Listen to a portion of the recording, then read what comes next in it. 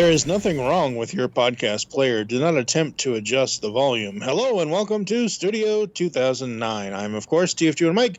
Joining me, as always, is Steve Megatron. Hello, sir. Hello. Are you ready to have a most excellent adventure? Totally, dude. Excellent! Or are you ready to have a bogus journey? Excellent! An excellent adventure. Of a bogus journey. Yes. Yes. So tonight, whenever you find people consume this podcast, if you consume this podcast, hopefully you do, because it's something new that we're doing. Inside the studio for the first time, I've only ever seen the Bill and Ted movies infrequently and in bits and pieces. I've never actually seen them all the way through until now. And holy crap. I enjoyed them.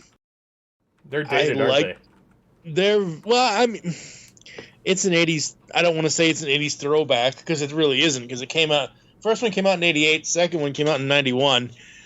They're not really dated, but there are some 80s movies that I can rewatch.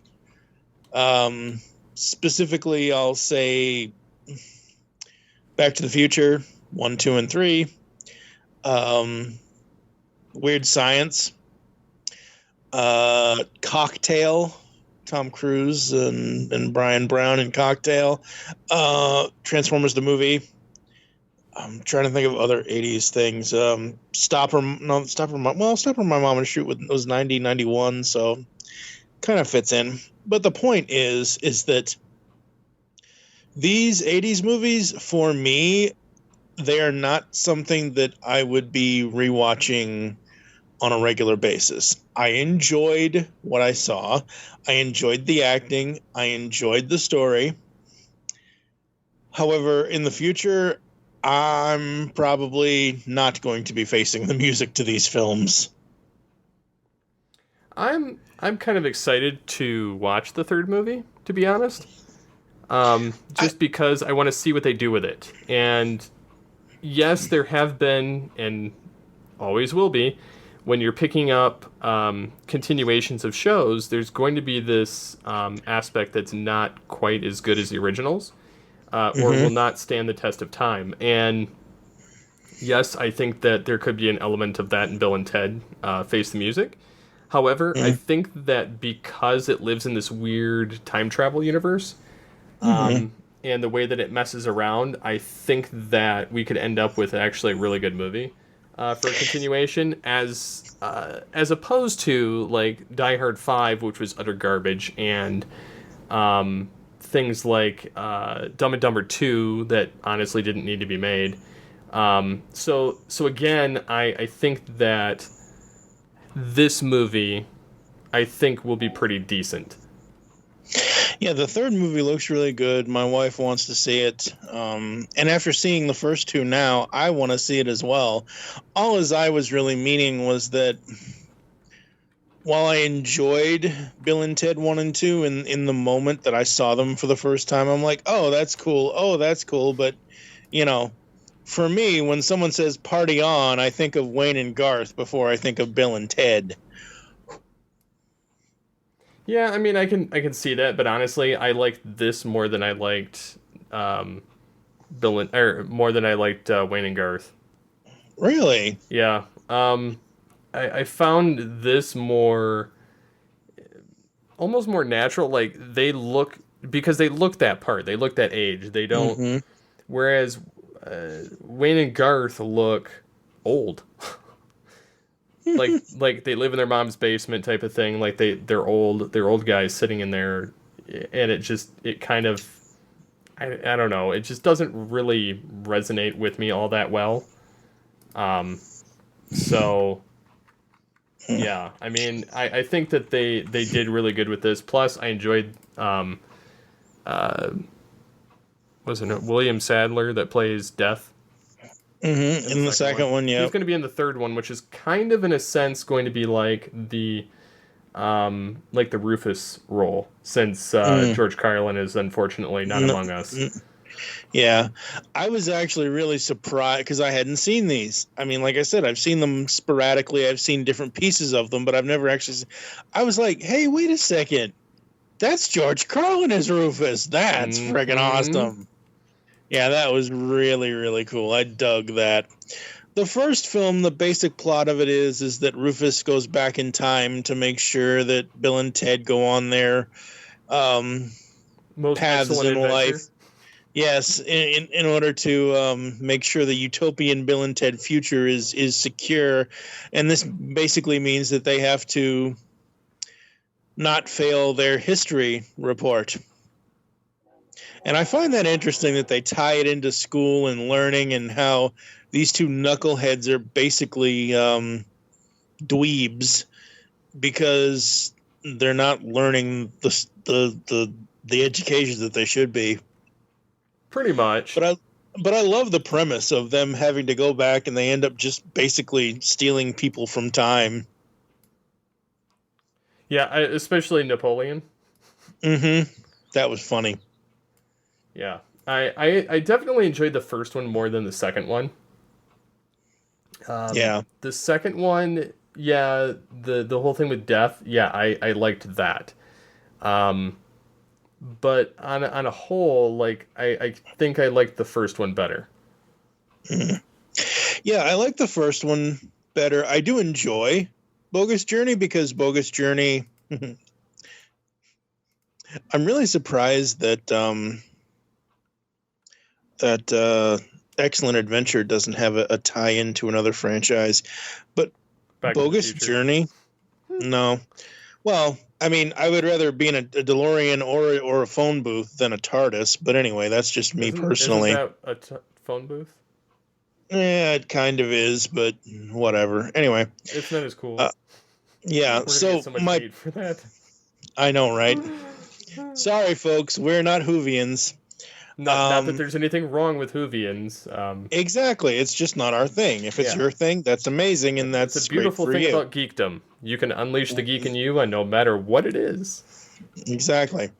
So in Bogus Journey, we have a 80s connection because the main villain was Arjun Rudd in Lethal Weapon 2, Diplomatic Immunity.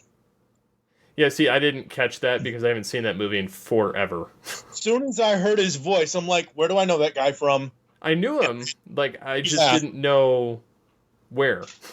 Yeah, as soon as I heard his voice, I'm like, wait a minute, is that who oh yeah, I looked it up on IMDb and I'm like, hey, Mr. Arjun Rudd, Diplomatic Immunity. Yeah. What I find interesting is that between the two films, they had two different directors. The first film's director was Stephen Herek, and he has done a bunch of cool things. His debut as a director, according to Wikipedia, was Critters in 1986. He then did Bill and Ted. He did Don't Tell Mom the Babysitter's Dead, The Mighty Ducks, The Three Musketeers in 93, Mr. Holland's Opus in 95, which at some point on this show we will talk about that movie. 1996 is 101 Dalmatians, Holy Man with Eddie Murphy in 98, Life or Something Like It in 2002, Man of the House in 2005. He's done a lot of really cool things. According to this, and this is just Wikipedia, the last thing he directed was The Great Gilly Hopkins in 2015. He's also done some television stuff. Nothing that... Oh, interesting. Yes, television stuff. He directed one episode of one of my favorite shows that you actually got canceled. Dallas? He directed the episode entitled False Confessions from TNT's revival of Dallas. Yeah, in case people don't know, I said a snide remark about it getting canceled, and Mike was like, don't say that! And then it got canceled. Exactly. Yeah, it is what it is. What was your favorite scene in the first film? The first film. I liked the Knights scene, surprisingly enough. Yeah, that was fun. Where he thought that Ted was dead. But I liked how they kept bringing all of the different aspects in there, and Napoleon eating all the ice cream, and they were like, "Oh, who's a chubby bunny?" or whatever, and I just started laughing. I thought it was pretty funny. And then he just kept licking the plate clean, like, I've never had this before. But then there were a lot of other moments too. Whenever they started picking up, like when they're in the Wild West. I thought it's funny. I used to see the Circle K in like a lot of movies, and coming from Michigan, I'd never, like, I knew that it's in like Bill and Ted. I knew it was in, the Kevin Smith movies, and I was like, I have no idea what this place is. Like, I didn't know if it was just created for the sake of these movies, or if it was a real place. And it wasn't until I came to Colorado that I saw my first Circle K, and I was like, really? I was like, okay, this makes sense. Like, I know where they are now around here, which is funny because they're about as common as 7-Eleven. You don't see any, like, other than Shell, you see no major gas stations here. Like, you see like the Phillips 66 and the like the Sinclair, the one with the dinosaur or whatever. But you really don't see anything else here, unless it's like some kind of an off-brand thing. So it was funny for me to see the Circle K there. But I liked pretty much anytime Rufus showed up, I really enjoyed it because it's so funny to see George Carlin subdued. Yeah. Which only happens when he's in film. Mm-hmm. So that was nice. And then, of course, getting to see them kind of time travel and talk to themselves, and it was really a lot of fun overall. That conversation makes a heck of a lot more sense now. Yeah. Yeah, for me, I enjoyed everything with George Carlin as Rufus. I enjoyed, even though we didn't see much of them, I liked the council members that send him back in time. I think they were kind of cool. Let's see. I like that Bill and Ted make friends with the historical figures, and they're not just there to, like, Bill and Ted are the most bungling kidnappers ever, but they more or less, suggest or more or less trick the people to going with them, or basically they just stumble into the phone booth kind of thing. I love that Billy the Kid is kind of like the lead hero for the historical figures. I think that was cool. It's funny because he's the most like them, just time displaced. Yep, very much so. And it doesn't tell you who's about to die. Like, some of them, they have to do the history report. You think some of them would be like, maybe we shouldn't go back. Mm-hmm. Mm-hmm. So that's very cool. In the second movie, I like it. I think, it added something new with having the evil Bill and Ted and having them kill them and Death come in. And the funny thing is, once Death becomes a part of the band, I'm like, ooh, this feels like a live action version of Billy and Mandy from Cartoon Network. It kind of has that vibe, but I would almost assume that that's where that came from originally. Maybe. Who knows? Most likely. The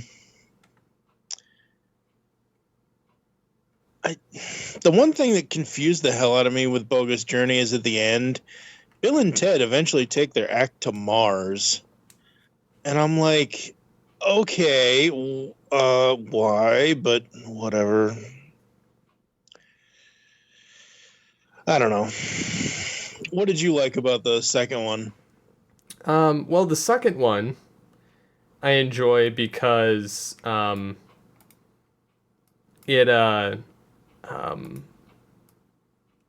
it's different, but there was aspects of it I really didn't care for. Like, for instance, I didn't like the whole scenery where they're in hell. Mm-hmm. Yeah, that was a little much. It was a little much. It was a little creepy. I liked where they argued with death. And then they played board games, and they're like, best out of 3, best out of 5, best out of 7, Mm-hmm. you know.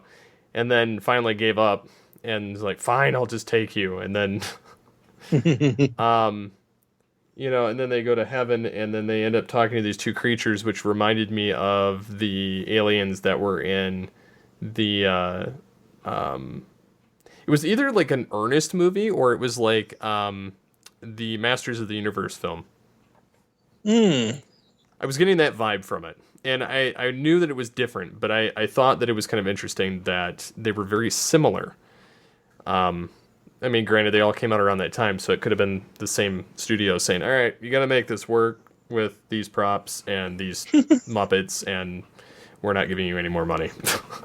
And so it could have very well been that, which I could see, but it still was a little creepy, especially when they came together into one. I liked how they did the effects with the robot Bill and Ted. Yeah, that was cool. And the ghost Bill and Ted, where they were in a seance. It was basically like it was like a prequel to like the Scary Movie franchise that came out, you know, that kind of parodies freaky movies. Yep. Because this movie kind of did it all before those did it. Very much so it did, yeah.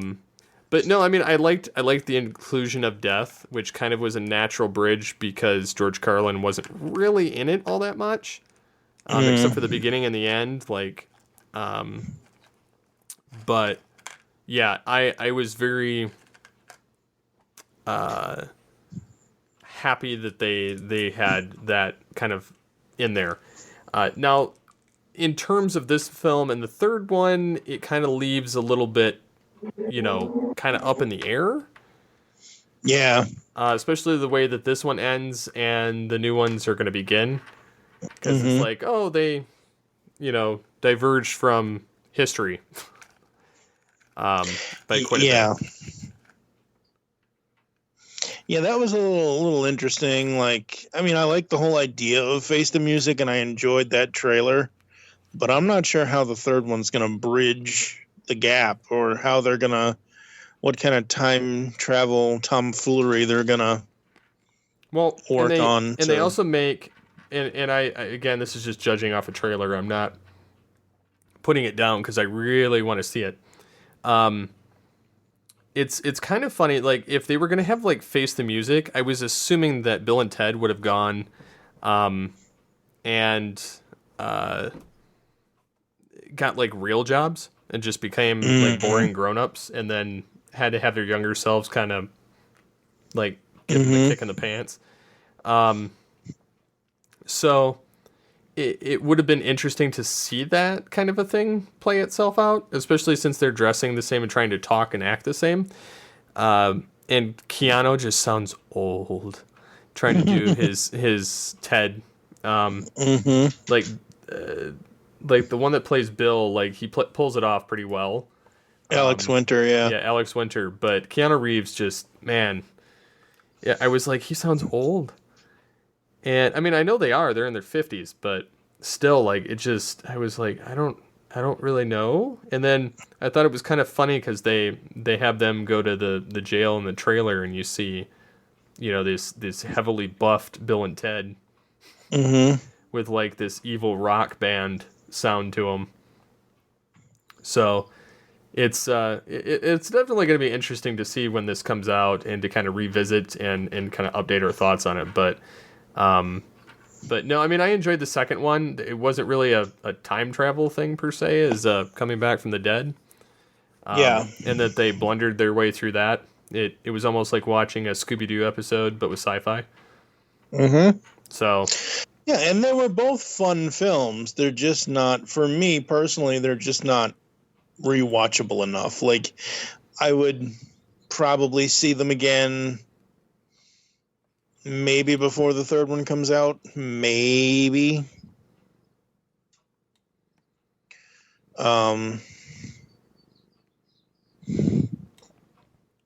I don't know. Yeah, so the third one was supposed to have both of them basically actually come through by the end of it. What's funny is somebody called it out actually earlier this week or last week and says this was like June 18th when it came out. Says, wait, does Bill and Ted's Bogus Journey take place in an alternate timeline? Because it says like clues from the first, trailer of Face of Music hint that alternate timelines are possible, especially as the Wild Stallions travel to the future and meet their jailed musclehead versions of themselves. And there's a glimpse of the duo playing air guitar with Death, and it looks like the apocalypse is happening just outside his office window, which points to another possible timeline where they were never able to complete their song. So I kind of wonder, how that plays out. And there's also mention that if it is an alternate timeline, it could mean that the version of Rufus from the second movie was actually from a different plane of existence entirely. And they're alluding to that this could be the reason that, prove that it's Rufus's fault why they still haven't been able to complete their song to bring the world together due to a split in the universe. Yeah. But yeah, they're gonna have like a tribute to George Carlin in there. They used to have a Bill and Ted cartoon back in the 90s. Yeah, they did. I never watched it, but I knew that they had one. Yeah, I never watched it either. I knew it existed though, like you said. Is there anything else on that? I mean, I know we're not going super in depth on it or anything, but like I said, I watched it. I enjoyed them. I think they're funny movies. I think the characters are really well rounded. I think that putting them in the situation that they were in Bogus Journey was interesting to the point of being necessary for the characters, because you had to, especially at that time in 91, that kind of plot was all over the place. So I thought that was interesting. Like you said, there's going to be a tribute to Rufus in the third one, but they do look, as much as I love Keanu as John Wick, they look a little too old for Bill and Ted now. Yeah. And unless they're going to do, like we've said, CGI or some sort of whatever, like basically cut some of the old footage from the first two films to make the younger version. I don't know how they're going to do it. They can do all kinds of stuff nowadays with digital and whatever. I just look forward to seeing how they play this out and how it works. Yeah, same here. On a whole. I'm again just looking forward to it. They do say that there are multiple references to George Carlin in this third movie. Very cool. Basically as tributes. One of them being that they named it a new character called Kelly, which is a name specifically chosen to honor George Carlin. It's the same name as his daughter. Oh, very cool. The second reference to Carlin is more of a connection to Rufus, with the movie set to feature a watch that has been a keepsake from the first movie, Bill and Ted. And it has been revealed that at some point in the upcoming story, the heroes will find a message from Rufus written on this watch that says, "Sometimes things don't make sense until the end of the story." There you go. So, yeah. I look forward to seeing how this plays out. And again, it's going to be interesting to see how this all comes about. Absolutely. Especially with Bill and Ted having kids. Oh, man. Well, they had to grow up sometime, right? Mm-hmm. Well, did they? So, what would you give the first movie out of the 5-star rating? 0 to 5, I'd probably give it a 4. Like I said, I enjoyed it. I thought it was funny. I laughed a lot. Yeah, 4 out of 5. What about you? I'd probably give it a 4.5. Only because I'm going to give the second one probably a slightly lower rating. And it was really good, and I did enjoy it because it was different. Mm-hmm. So for the second movie, I would give it a 4, maybe a 3.5. Just kind of depends. There was a good portion of the movie I liked, but there was a good portion of the movie that I was like, okay, I'm kind of done with this. Mm-hmm. So I would kind of blitz through it, but. For me on the second one, I'm probably basically just going to give it a straight 3 middle ground. Not that it's good or bad. There are good moments in it. There are also, as you're saying, there are moments that kind of make us a little uncomfortable, like the whole thing in hell and whatever else. But I get it. That's part of the movie. It's part of the story. And it works for what it was. It just didn't appeal to us, I guess, obviously. So there is that. But I mean, 4 for the first one and 3 for the second one, that's not bad. I mean, it's not like we gave them a 2 and a 1. No, I've seen worse movies. Yeah. Anything modern Adam Sandler. Oh, no. Anyways. I can tell we're going to have an Adam Sandler episode at some point. The decline of Adam Sandler or something. I don't know. Anyways, coming up next on the show here inside the studio is episode 7. We're getting hungry. Yeah. Pizza. Pizza. That's right. It is entitled The Goodness of Pizza, and it comes out of something that Steve did on Facebook that I have screen caps of, that I eventually kept going back and forth with his lovely wife, Mary, about how logically pizza is good for you. And she just kept saying, nope, not really. Nope. Technically, she's not wrong. Technically, I'm not wrong either. No. I used to have a steel stomach.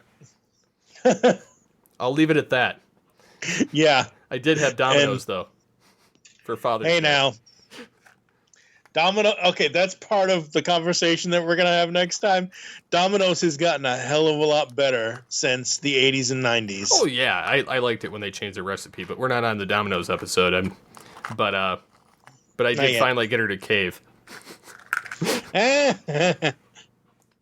You beg long enough. Well, I kept seeing pizza trucks going by delivering pizza.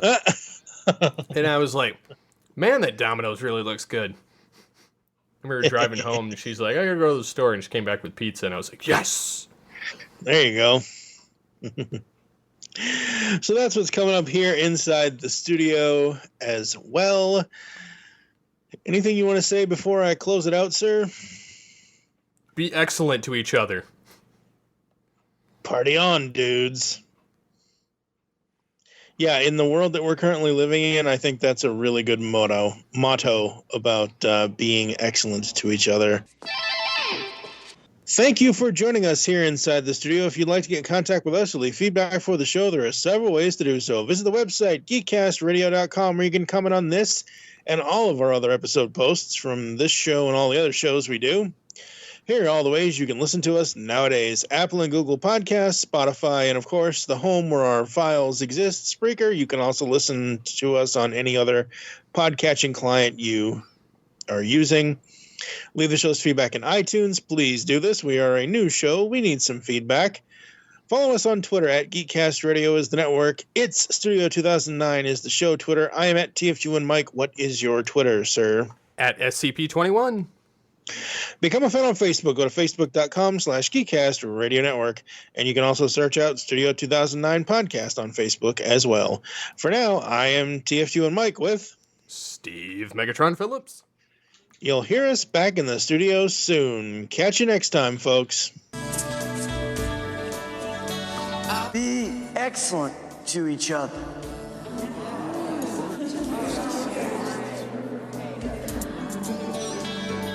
Party on, dudes!